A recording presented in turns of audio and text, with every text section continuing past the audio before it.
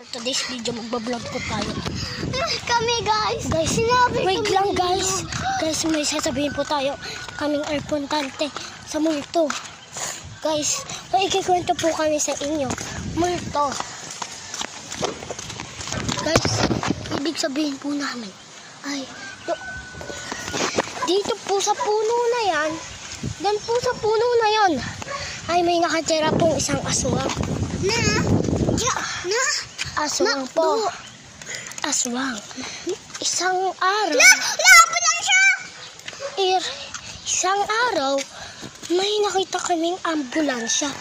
Ayan po guys.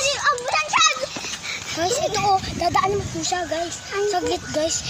Wait lang. Ewan po namin guys kung, ayun po guys oh. May ambulansya po. May nabato na po ata ng multo oh.